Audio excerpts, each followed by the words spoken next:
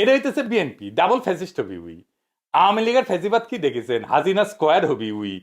তো একজন বিএনপি মজার কমেন্ট করেছে, সেটা নেই আজকের এপিসোড।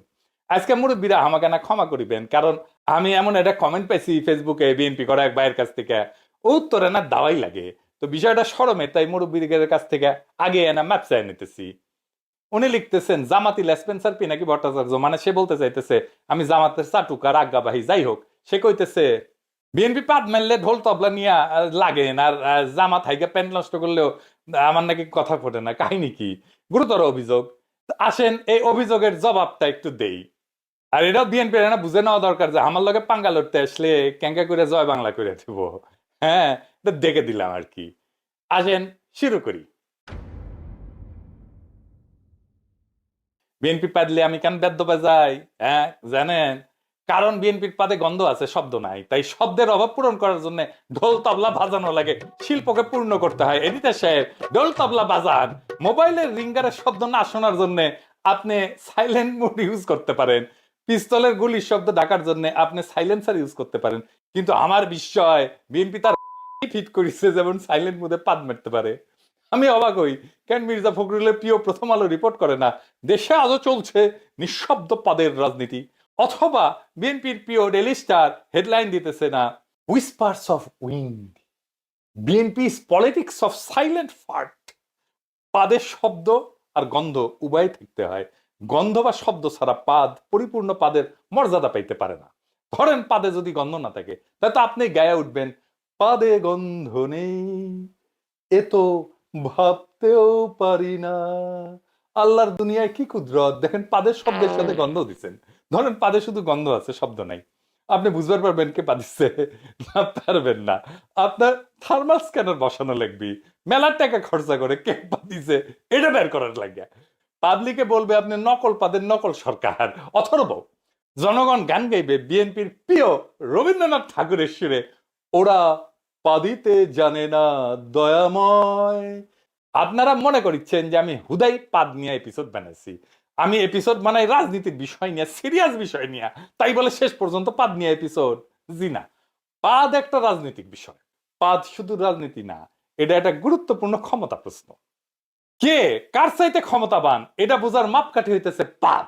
শুনিছেন না, বড় কর্তার পাদে গন্ধ নাই। তার মানে আপনার পাদে কত মানুষ গন্ধ পাইতেছে না, তত মানুষ আপনার ক্ষমতা বলয়ের অধীন। এটাই আপনার স্ফিয়ার অফ ইনফ্লুয়েন্স। আমি শেক্সপিয়ার হইলে লিখতাম a king's fart hath no scent, only thunder. রাজার পাদে গন্ধ নাই, আছে শুধু গর্জন। ভোট আপনি ভয় দেখায় নিতে পারবেন, জাল ভোট দিতে পারবেন, ইঞ্জিনিয়ারিং করতে পারবেন, কিন্তু আপনারে বড় কর্তা ভেবে আপনার পাদের দুর্গন্ধ সহ্য করার জন্য নিরেট ভালোবাসার আনুগত্য ছাড়া সম্ভব না। তাই পলিটিক্যাল ম্যান্ডেট নেওয়ার এটা খুব solid strong out of the box idea হইতে পারে কর্তার পাদের গন্ধ সহ্য করার মতো আনুগত্য। পলিটিক্যাল পার্টিগুলো কে কত দুর্গন্ধযুক্ত পাদের গন্ধ জনগণকে খাওয়াইতে পারে, এটাই তো আসলে ভোট। শেক্সপিয়ার হইলে লিখতেন to fart or not to fart, that is the question. Awami লীগকে নকল করাই যখন বিএনপির রাজনীতি হয়ে গেছে, আওয়ামী লীগের ধার করা অসাম্প্রদায়িকতা, মুক্তিযুদ্ধের চেতনা, জামাত শিবির রাজাকার, 1971 ছাড়া বিএনপির যেমন চলেই না, হাসিনার স্মার্ট বাংলাদেশের মতো করে স্মার্ট পাদের কর্মসূচি ঘোষণা করতে পারে বিএনপি। ওরা কবে আমাদের পাদে গন্ধ কম, শব্দ কম এবং স্বল্পস্থায়ী স্মার্ট। তখন মির্জা ফখরুল এসে বলবে দেখেন আমাদের পাদ হাইব্রিড না, আমরা আদর্শবাদী পাদ মারি, এটা বায়োডিগ্রেডেবল, জনগণেরও সহ্য হয়, মিডিয়াও রিপোর্ট করে না। আমি যখন মেডিকেল কলেজে পড়ি তখন ছাত্র দলের ছেলেরা মিছিলের স্লোগান দিত খতম করো বিদেশিবাদ, কায়েম করো জাতীয়তাবাদ। ওদের কে বুঝাবে জাতীয়তাবাদ, গণতন্ত্র এইসব ধারণা বিদেশি, কোনোটাই দেশি না। ওরা যদি কইতো পাদীয়তাবাদ, এটা খাঁটি দেশি হইতো। তার স্লোগান হইতে পারতো খতম করো বিদেশিবাদ, কায়েম করো পাদীয়তাবাদ। তাহলে কিন্তু জম্পেশ হইতো। বাংলাদেশের রাজনীতি কিন্তু মঞ্চ নাটকের মতো। তারা মঞ্চ নাটক ভাবেন, একদিকে আওয়ামী লীগ পাদ ও প্রদীপের আলো থেকে দূরে সরে গেল, আর বিএনপি আসীন হইল ক্ষমতার পাদ। এই পাদ কিন্তু রাজনীতিতে ফেলে দেওয়ার মতো বিষয় না। 1781 সালে বিখ্যাত রাষ্ট্রচিন্তক বেঞ্জামিন ফ্র্যাঙ্কলিন উনি সিদ্ধান্ত নিলেন তিনি বিজ্ঞান চর্চায় গুরুত্বপূর্ণ বিষয় নিয়ে লিখবেন। কি জানেন সেটা? পাদ। তার প্রবন্ধের নাম ছিল to the royal academy of ফার্টিং, Benjamin Franklin রাজকীয় বিজ্ঞান একাডেমিকে উৎসাহ দিতে চাইছিলেন যেন তারা এমন কোনো ওষুধ আবিষ্কার করে যা সাধারণ খাবারের সাথে মিশায় খাওয়া যাবে এবং তার শরীরের গ্যাস নির্গমনকে করে তুলবে সুগন্ধযুক্ত, পরিচ্ছন্ন সুগন্ধির মতো।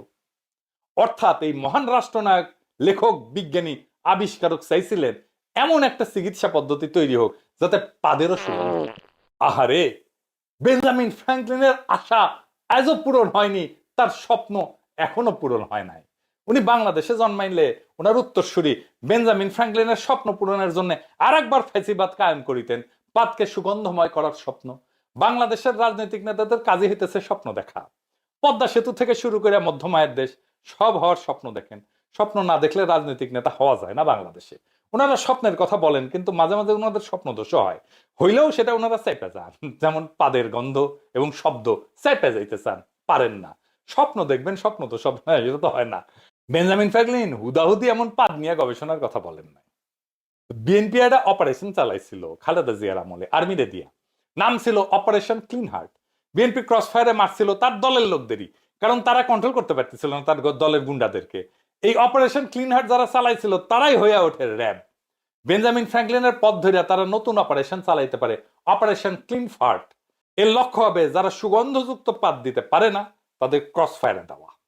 আমরা এটা নিয়ে যতই হাসাহাসি করি না কেন, মধ্যযুগে ফ্ল্যাটুলিস্ট বা প্রফেশনাল ফার্টার ছিল, মানে পেশাদার পাদদাতা, যারা রাজাদের আগমনে পাইদা পাইদা পারফর্ম করতো। ওরা সম্ভবত গান গাইতো, আহ কি আনন্দ আকাশে বাতাসে, পেদে পেদে ফুটে ওঠে কত শোভা চারিপাশে, আহ কি আনন্দ আকাশে বাতাসে। বিএনপির পাদে আমরা বাদ্য বাজাই, কিন্তু বিএনপির পাদগুলো কেমন তার একটা পাদ দেখাই।